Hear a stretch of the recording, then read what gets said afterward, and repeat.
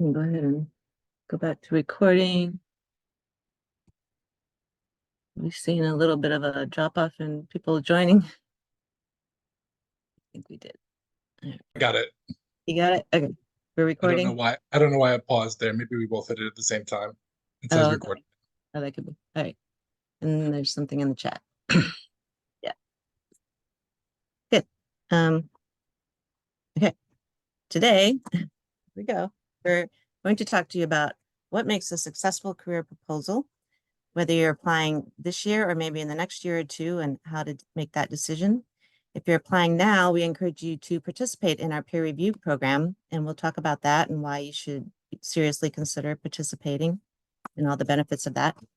If you're thinking you might want to wait another year or two so that you're better poised to submit this proposal, we'll discuss things you can be doing between now and then to really strengthen your assets for a program like this.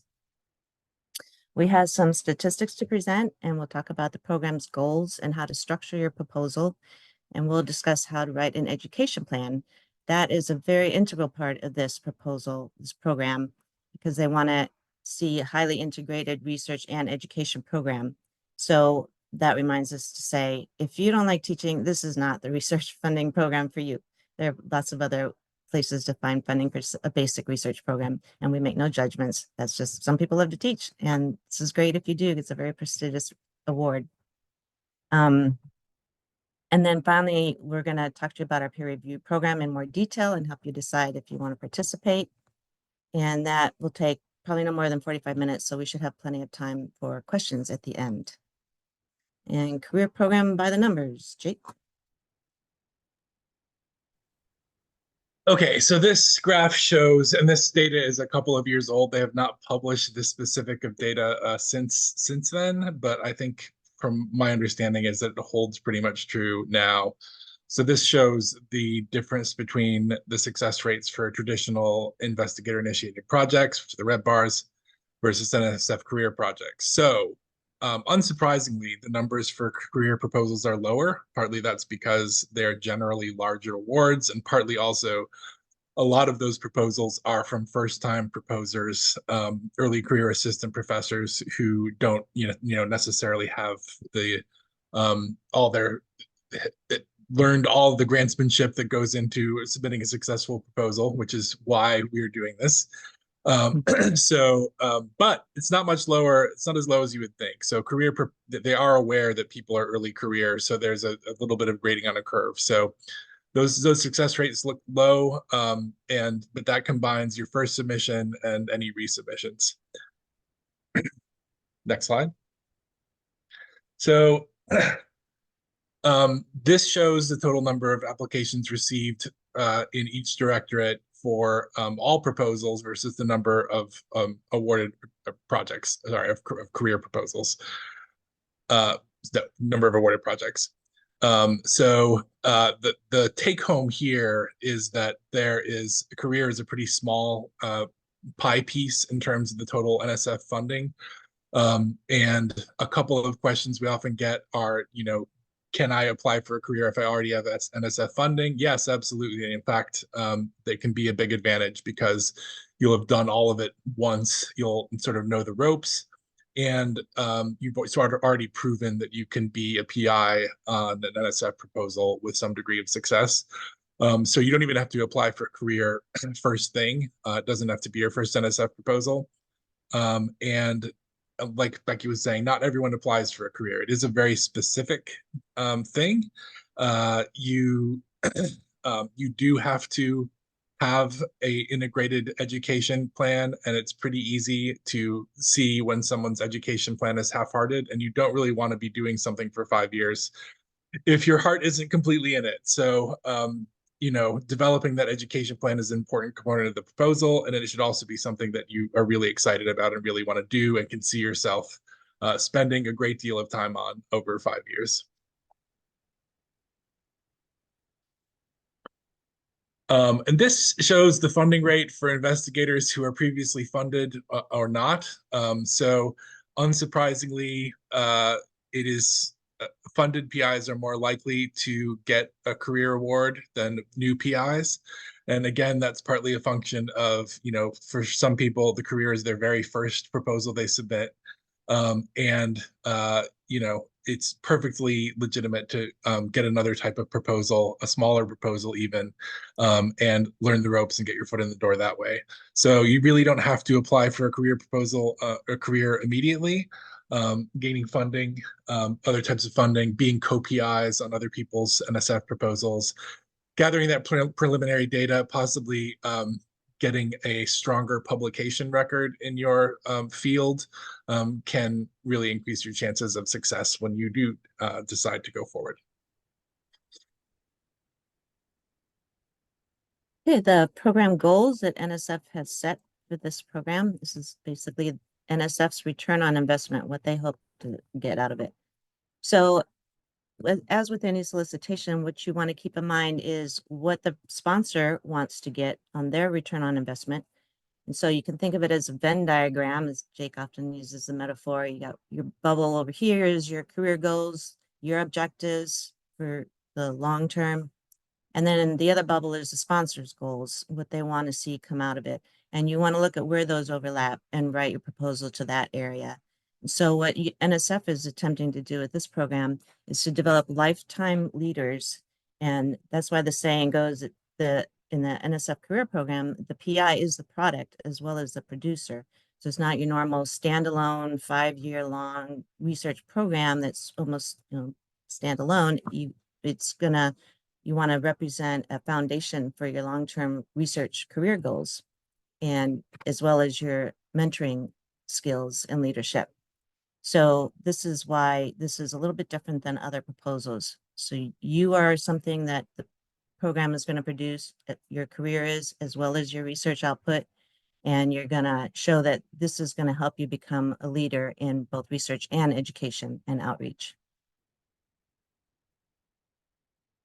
So for the nuts and bolts of this program, you get 3 chances to apply before you have tenure. The cutoff date for having tenure is the date of submission. So that's, at this point anyway, it's still the 4th Wednesday in July of a year. So even if you're coming up for tenure in the fall, you are fine to go ahead and submit the application in the summer. Oops. You want to, it helps your proposal a lot if you have some strong preliminary data. And again, if you're an early first or second year faculty member, you may not have a lot of data yet. So you want to consider, do you have enough, or would you have a stronger proposal next year if you have some more data by then? You can submit without it, but those proposals don't tend to be as successful. You could compensate with other things like a really strong publication record or other strengths that you can explain in the proposal. But ideally, you'll have preliminary data to include, a strong publication record. You want to show that you've started differentiating yourself from your mentor, that the labs that you came out of. You want to show that you have strong networking and connections that will shore up your outreach and education component. And you'll want to think about the sweet spot of when to apply. You don't want to apply too early. As I was saying, you won't maybe have enough persuasive strengths. And if you want to apply in time, to have 3 chances to submit your proposal. The idea is to develop the strongest proposal you can when you first try. And then when you farm it out to peers and non-experts, and then of course the review that you'll get from NSF, you hope to get really strong constructive feedback there that you will incorporate into your resubmission. You don't have to resubmit the same idea every year. You can always try a new idea. But if you do, you'll have that strong constructive criticism to incorporate. They often will catch something you didn't catch, like a gap in your thinking, your planning, the significance of it. And so in the meantime, you want to start cultivating relationships so that you can have these convincing, feasible outreach activities and education plan. And yeah, and then also you may get an ad hoc review set of people, or you may get a panel review depending on which directorate or division you're applying to. And additional things to keep in mind is you want to start as early as you can. Now is a really good time to start planning your ideas, writing a draft. NSF almost makes it mandatory to talk to a program officer for this. You want to be sure that you're applying to the correct division or directorate. So especially if you have some interdisciplinary features to your plan, you want to be sure that you're applying to the one that will be most receptive to your ideas.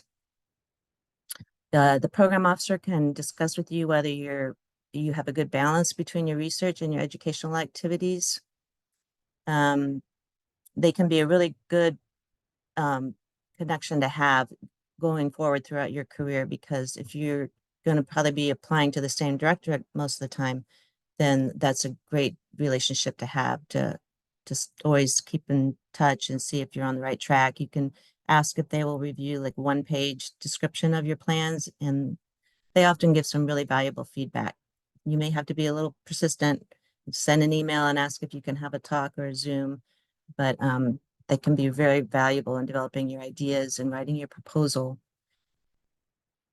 NSF also has some great career webinars and workshops on their website to look at, and they'll often hold virtual office hours. So keep an eye on that career page, the 22-586, that is showing upcoming events. So I know engineering and education, I believe, had either virtual office hours or workshops coming up, and maybe more will be added in the next month or two. And then that's also where you can find your program officer for the directorate that you're interested in applying to. And another critical thing to do is to read the solicitation very closely. You want to see what they're looking for and consider the merit review criteria very closely, and try to write your proposal to show that you would meet those expectations of this proposal, of this solicitation. OPE has a pretty large library. We're growing it every year of proposals that have been funded. And so those serve as great resources, because you can read those and see how people put their proposal together, what they thought of for their outreach and educational activities, and kind of how much space was were given to each component and that sort of thing.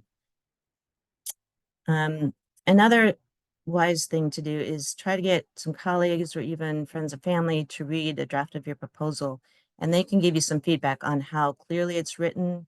You know, does it show that you are presenting your expected outcomes clearly?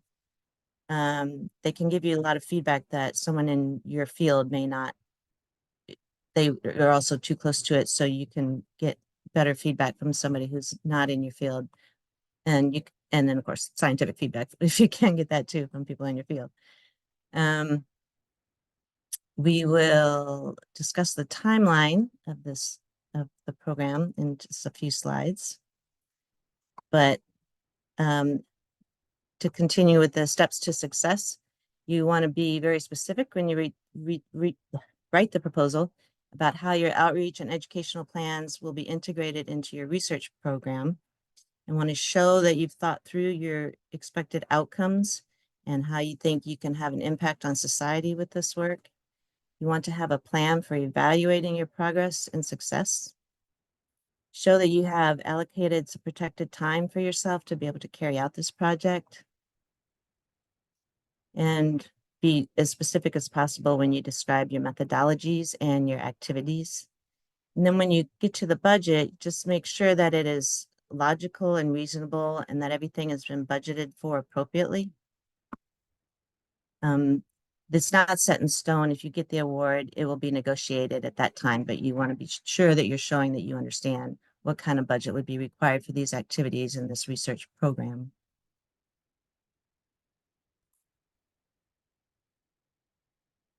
And then Jake will discuss intellectual merit and broader impacts. Okay, so NSF has two overarching review criteria. One is the intellectual merit, and the other one is broader impacts.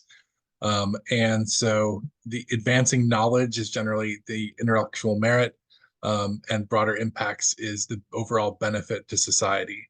And we'll go into more detail in a little bit. Reviewers are looking for innovative and transformative elements. There can be aspects of research that are small steps forward, but really they want to be funding things that have the potential to be transformative in your subfield, if not your field. They're looking to see the um, whether the connection between the activities that you're proposing and the outcomes you're anticipating um, is rational. In other words, do you have a rationale for why these activities are going to lead to that outcome, and feasible?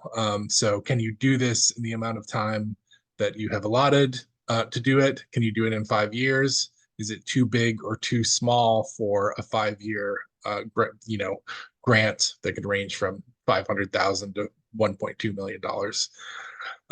And they're looking at PI qualifications and environment. And we have a great environment at UGA, so usually we have that in the bag.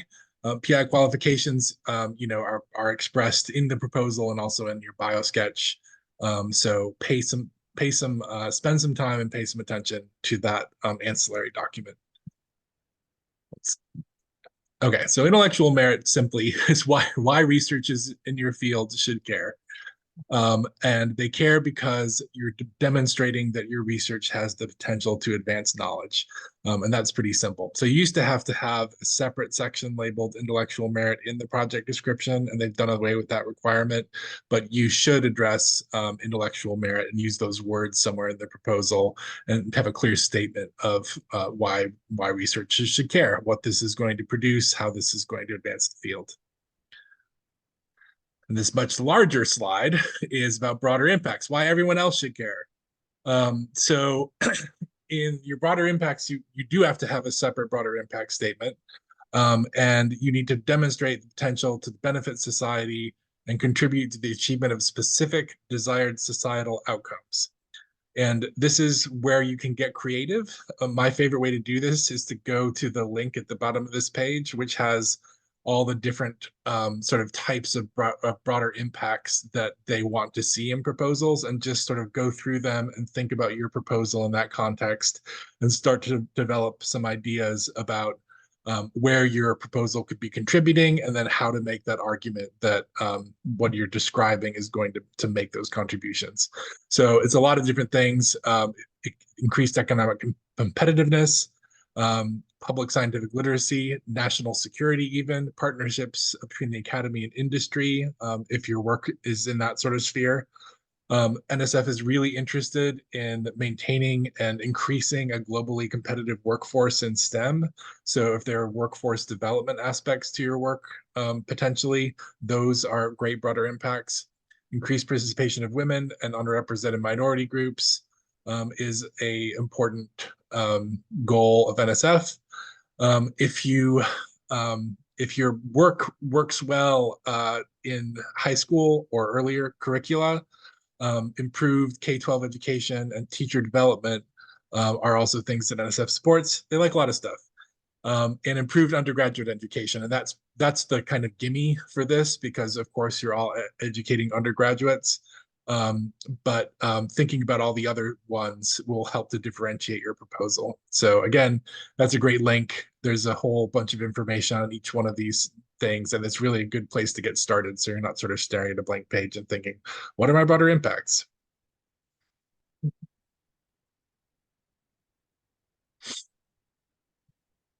Okay. And again, as mentioned, you're going to want to discuss your long-term career goals extensively in this type of program, a little different than your standard investigator-initiated programs. So they're kind of parallel, but your research goal should present research questions or hypotheses and discuss the objectives that you hope to achieve. Describe how the activities you propose are going to help you reach or meet those objectives, and what your long-term expected outcomes are for the project. And in parallel, your education goals should be very clearly, specifically laid out, and then talk about what objectives you have for it and how the activities you propose will advance those objectives and lead to the long-term expected outcomes that you hope to achieve.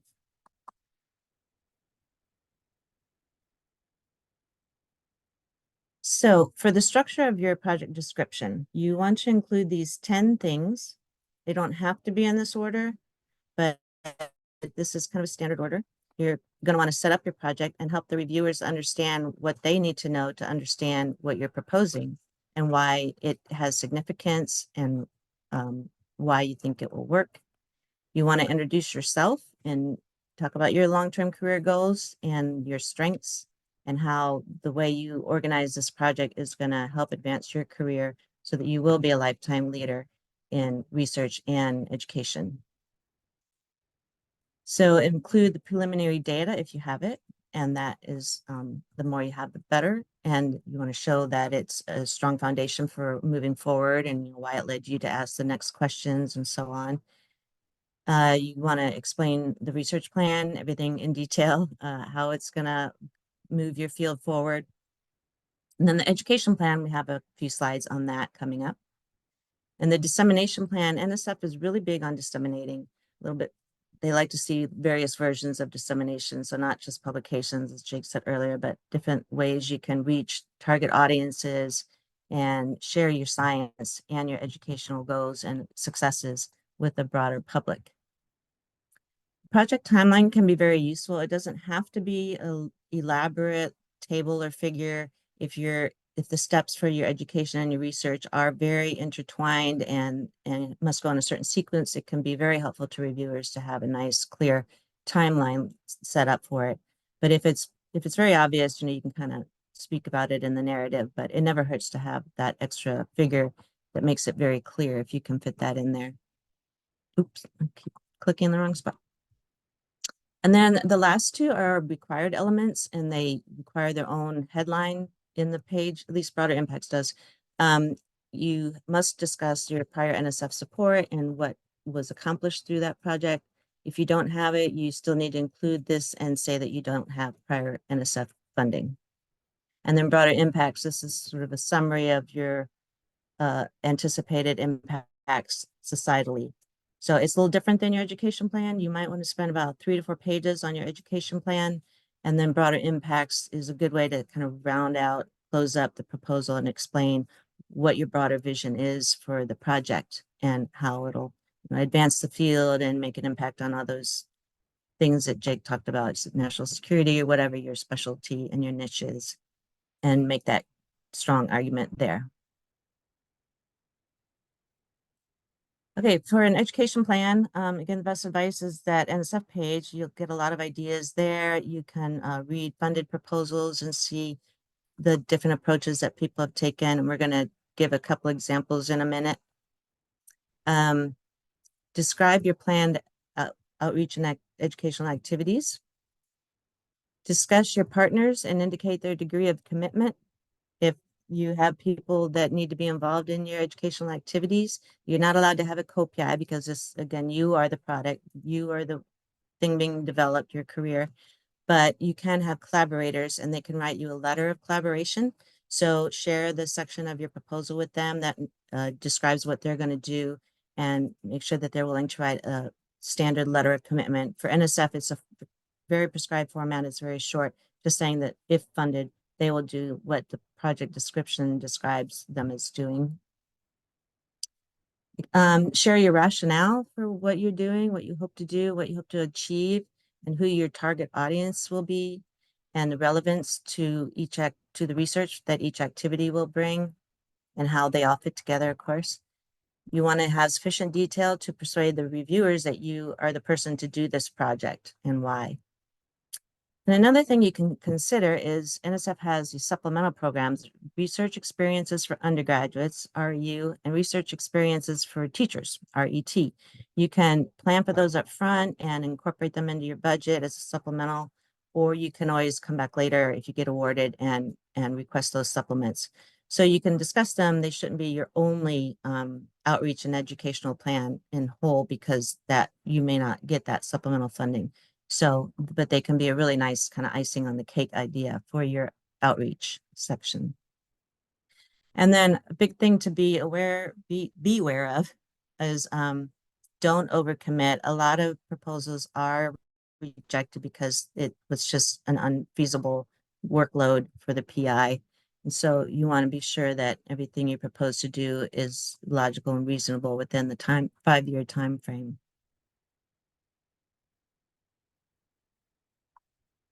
So, typical, as Jake was saying, we know you're going to be educating undergraduates, and that's kind of a given. And you're most likely going to be mentoring a grad student or two or several during your career. So you can discuss those. Just don't rely on those. It's some things that have been sort of met with skepticism, let's say, is designing a whole new course because that's a lot of work, and the reviewers are very cognizant of how much work that can be. Uh, K-8 summer camps, for example, also take a lot of work, and that would just consume your whole summer. So just be aware of that. But different ways to do it that just present them as, being manageable. So citizen science is always well received. Any way that you can include the public at large and get them maybe generating data or at least building scientific literacy is a big plus if your project will do that. Any form of informal science education is something to strive for. I'm going to jump in here because I think we should have talked a little bit more about measuring the impact of these things, because that's one of the main things about the K-8 summer camps is it's really hard to demonstrate how a K-8 summer camp is going to lead to a demonstrable impact, both because you have to measure those students. If you want to show that those students are going to become STEM researchers, you'd have to measure them longitudinally. And then, back on the other side, it's really important for, the impact of your science is going to be measured by whether you achieve the outcomes that you predicted. But you need to think about how you're going to measure the impact of your outreach and educational activities too. So it's almost a differentiator to have a clear plan for how you're going to measure the success of your outreach and educational activities, and and if you can anticipate possible obstacles, how you might be able to mitigate those. But having some sort of idea of how you're going to measure success is just as important for those outreach and educational activities as it is for your science. So just throw that in there. I think we're going to look at some examples of education plans. These are two proposals that went through our program, and they're kind of a nice illustration of the polls of how hard it is to get a career proposal. So this proposal with Kevin Vogel in entomology, he submitted it 3 times, kept getting better and better reviews. We worked on all of the resubmissions with him. And the 3rd time was the charm. So that's really what you want to anticipate. It's great if you get it the first time, but very few people get it on their first go. You sort of want to, your goal with that first one is to write the best proposal that you can so that you can get the best feedback that you can. Because getting, if a reviewer gets excited about your proposal, they will give you specific, almost directions for what to do in the next submission. And if they're smart, if they give you good advice, then that's a real leg up for the next submission. So his education plan was based on, he ties it directly to NSF's desired societal outcomes, which is always a great thing to do. As long as you can back it up with what the rationale is for how those activities will help to achieve those outcomes. So he focused on providing opportunities for this lab for high school teachers and students. So that's the K-12 component, to gain research experiences and to develop curricula for teachers to bring back to their classrooms. And this is my favorite part of this proposal. He is now in the process of developing a fun and educational board game based on insect microbe symbioses with the potential to reach a broad audience. So I volunteered to play test that for him. Reached out recently. He's not quite there yet, but I assume that he will be. My phone will be ringing off the hook when he's ready. He also hosted high school teachers and students for summer-long internships. And note, these are not K-8 students, they're high school teachers and students. And so that, fulfills kind of a bridge function between high school and undergraduate as part of an existing program. So it's great to leverage an existing program because that really shows feasibility. So he's not reinventing the wheel with this program. There's something already established. And he, of course, got a letter of support from this program to demonstrate, a letter of collaboration, I should say, not support, those aren't allowed, but a letter of collaboration that showed that they were committed to doing what he said they were going to do in the project description. And then there's more about the board game, which was in collaboration with a learning center at the University of Utah. So again, that shows he's not just in his basement making cards for this game. He has professionals who make learning materials who are designing it for him and helping him figure out how to get the science that he's working on into a board game in a way that is both teaches and is fun. So a lot of uh, good effort for feasibility there. And Becky's going to talk about Holly. Sorry, No, go ahead. a little mouse going crazy. So Holly Bick is one of the rare people who did get her career award on her first try. And I think Jake helped her polish that proposal up. So she gave him some credit for that. um, she studies microbial genome evolution and adaptation to life in polar regions and heavily polluted sediments. And her lab focuses on computational pipelines that promote scientific efficiency. It's a mouthful, but she, because she was at the intersection of marine science and bioinformatics, she did talk to at least one program officer to make sure she was submitting to the most receptive division or directorate. She was able to identify a gap in knowledge, and this is a gap in programming for students to learn foundational skills. And she was already a certified teacher in this organization called the Carpentries for coding.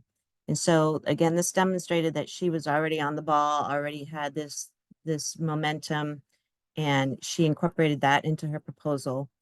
And because and she was sorry, because she had already been doing this, and she identified the community of practices. She created a community of practices around phylogenetics and bioinformatics.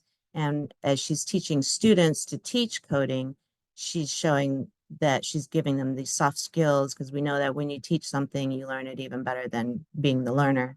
So these all had a clear advantage for her, and really persuaded the reviewers that she was ready to take this program and make it successful. Another activity she did was to organize summer hackathons where the participants would learn to tell stories through data. I think that'd be fun to see. And somehow she did all this without creating the concern that she was going to be totally consumed by these activities. So again, you want to have the right balance there. So that is what we suggest for your strong research proposal and integration of research and educational activities. And now I'll switch over to talking about our peer review program.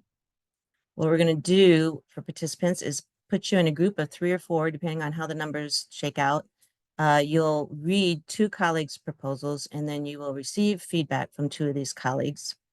And it's not about providing scientific feedback so much as it is critique of how you are writing, how persuasive your writing is. And so we'll provide a rubric for you that is based on NSF's merit review criteria, so that as you read your peers' proposals, you can answer those questions and see where their strengths are and what their weaknesses are and how they can improve those. So they'll talk about, are you making a convincing argument for funding? Are your deliverables and objectives clearly identified? What are the outcomes you hope to achieve? Do you have a convincing broader impact plan? And is that program feasible?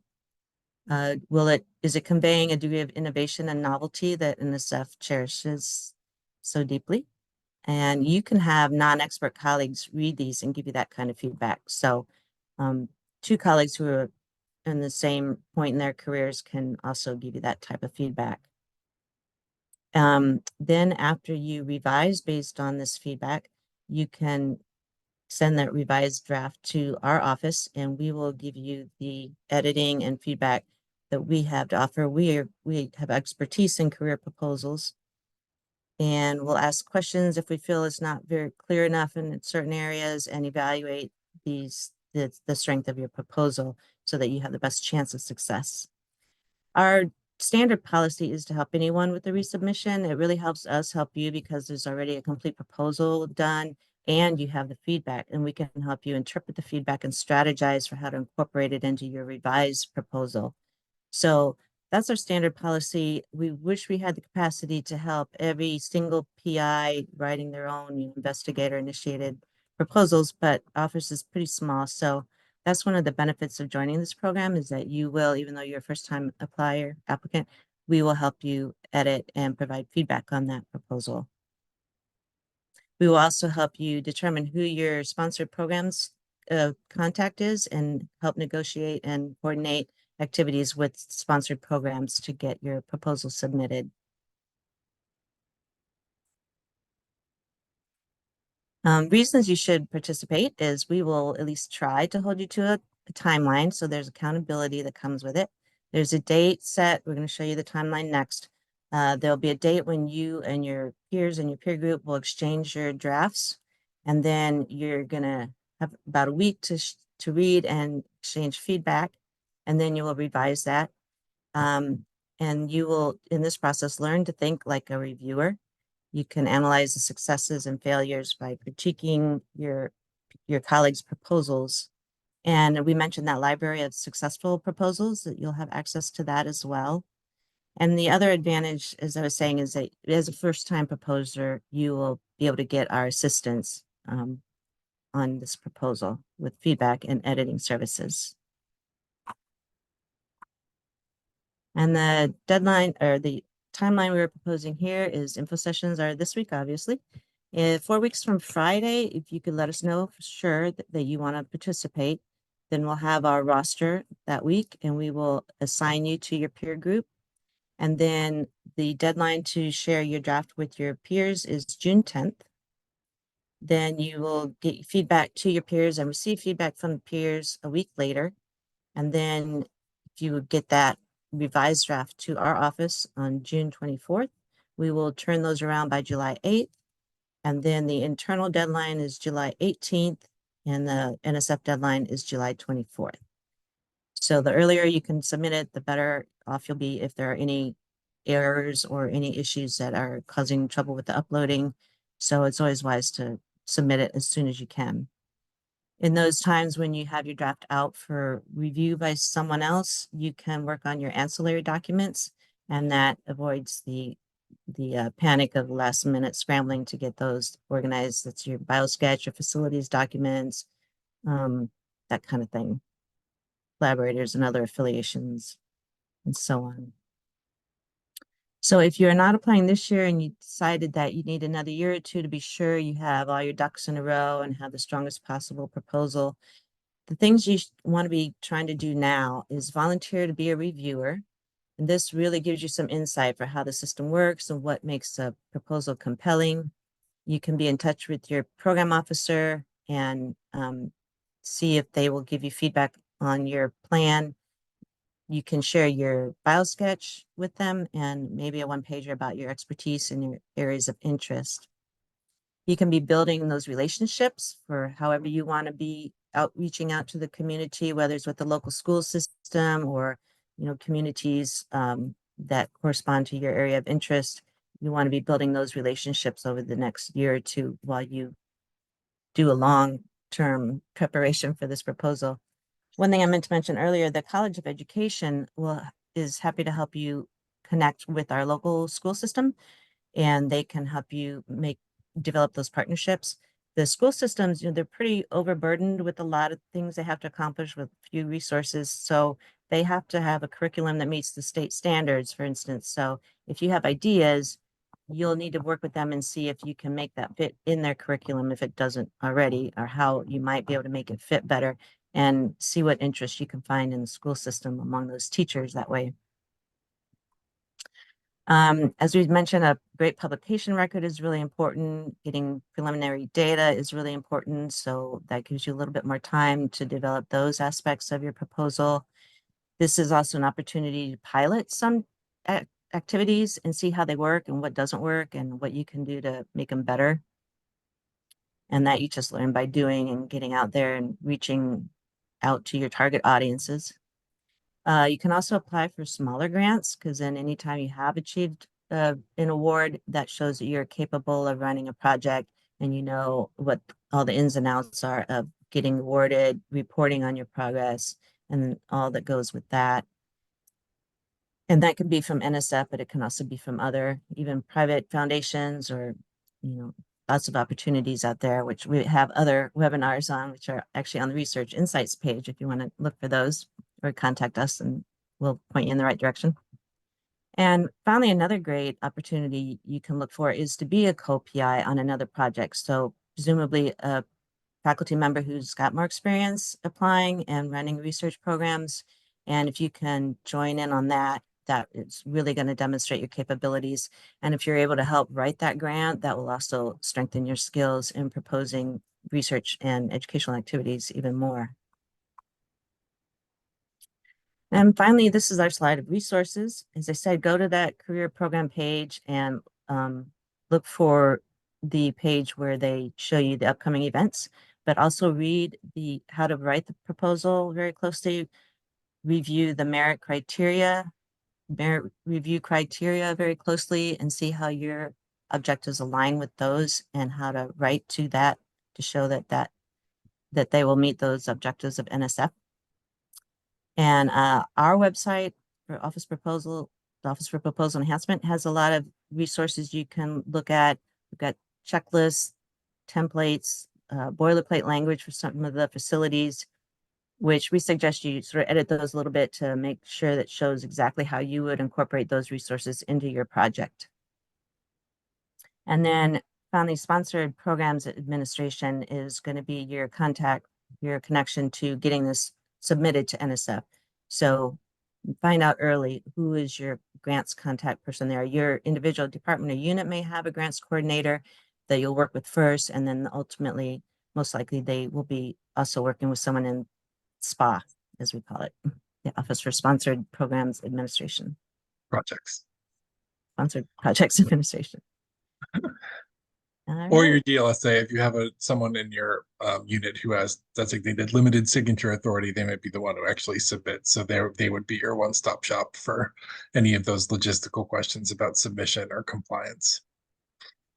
Depends on what their cutoff amount is. And I skipped over NSF's 10 big ideas. That's also another great resource for finding out what NSF is looking for and how your objectives can be aligned with theirs. Yeah, if you can connect to one of the 10 big ideas, that's great. You don't have to, but it's, the more you can show that your proposal would support NSF's goals, the better your chances of getting funded are. And we have a few minutes for questions.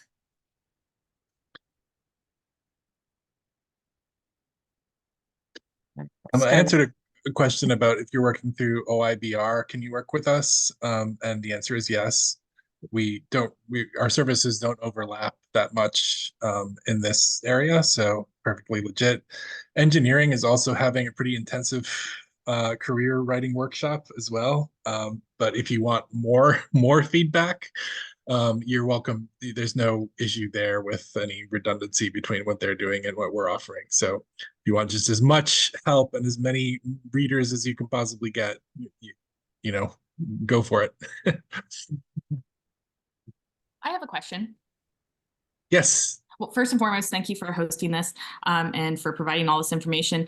What are some of the big things that NSF doesn't fund that you found along the way that we should avoid? I know that you said some of these things like don't go after K through 8, and that's perfectly fine. But are there any things that they do fund, things that they don't fund that we should be thinking about as we're preparing our budgets? Yeah. So first of all, NSF doesn't find anything that has the faintest wisp of medical research to it or human health research. Because that is NIH's domain, and NIH's budget is like 10 times as big as NSF's, and there's kind of a big brother, little brother situation there.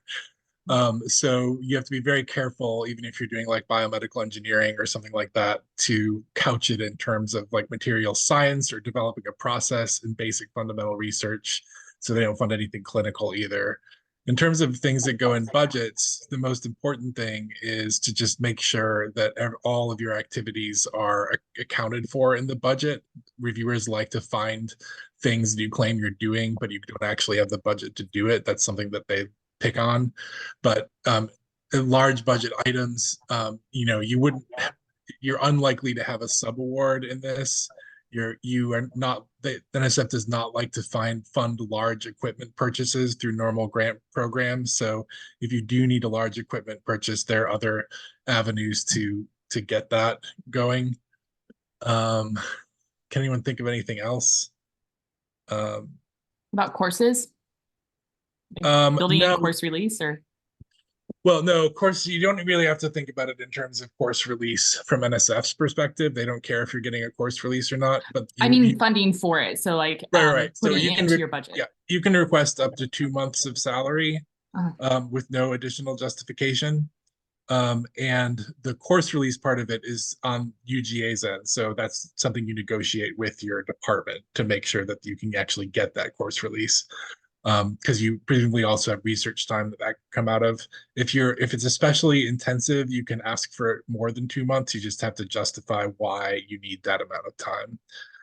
But you do want to budget as much time as you need, both for yourself and for any graduate students or postdocs, because they're going to be thinking about who is going to do all this work. And if it all devolves upon you as the assistant professor, they get really skeptical about what, that's where we talk about overcommitment. So. Thank you. Okay. Hi, Jake. I have one question. So thank you so much for arranging this session and reviewing my proposal. I have I have a very thin differentiation between the NIH and the NSF proposals. As you know, like I'm working on the drug discovery projects. So if I propose like I'm making some kind of the chemical moieties that can be utilized as a drug in the drug development process. So might be that proposal will not come in this area, or I have to propose like something is going to be used in the agrochemical or pesticide or insecticides. It has to ultimately be something that could be used in an area that NSF funds, is how I would put it. So yeah, chemical moieties is if they have a purpose other than drug discovery. And drug discovery is probably the clearest thing that NSF doesn't fund because that's such an NIH activity. So if it's a process or a resource that you're developing that is more at a basic fundamental level, you want to look for things that have multiple multiple uses, and it's fine if they do have human health uses, but they need to have some sort of other use that would eventually enable, for example, enable you to develop that into another NSF proposal for some type of NSF funding in a program that they would fund. So, yeah. Okay, thank you. It's tricky, but what you want to do is once you have that idea, talk to a program officer, because and show them that you understand that they don't fund human health related research or clinical research or drug discovery, but you have this thing that has these other applications, and ask them for advice on how you could represent that in a proposal in a convincing way. I mean, you might not get a ton of response to that, but you want them to say, you want to consult with the program officers so they can say, no, this is way too human health focused, or no, I can see these other applications. Here's what you should emphasize in your proposal. You might get that level of feedback, and then at least you're not going forward with something where you're not sure if it'll just be sort of discarded out of hand by reviewers as being too healthy. Okay, makes sense. Thank you.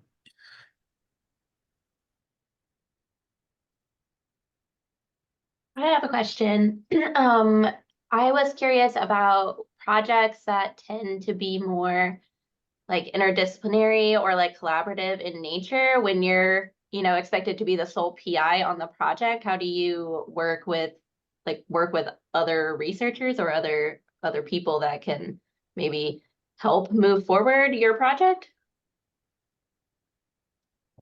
Yeah, so you can't have co-PIs, but you can have other faculty on your proposals.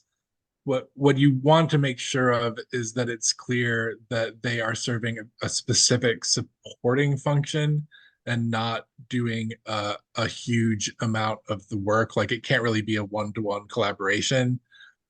So it's a little tricky.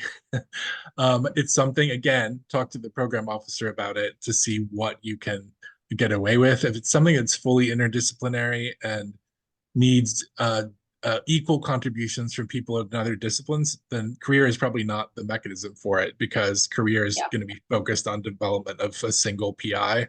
And that's fine. You can there's all kinds of other opportunities out there that aren't career, because the other part of it is the education plan. That's probably not going to be I mean, it could be a interdisciplinary collaboration, but that's going to be coming mostly from you. One thing I wanted to say about those interdisciplinary things is you can request review by more than one directorate. If your program is so interdisciplinary that you really need people from different disciplines looking at it. So you can request that, but also NSF, if they see that you are presenting something is interdisciplinary, they may refer it out to sort of joint review between two different programs. And that can be a blessing or a curse because you'll just have two groups of people looking at it. But that's something to consider too if you're submitting an interdisciplinary program. Point that out in the proposal so that they can find the most appropriate reviewers for it. Thanks. One example is like if you need a statistician or something, you can write them into the budget.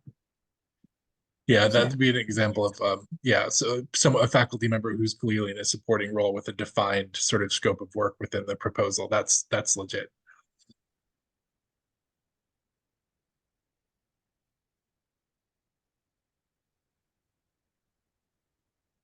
Any other questions? We're always happy to talk to you. If you think of something later, just get in touch with us. Our emails and phone numbers are on the website. All right. Well, thanks Thank again you. for joining us. Pardon? Thanks, everyone. Thank you. Okay, and up to our next meeting. Bye-bye.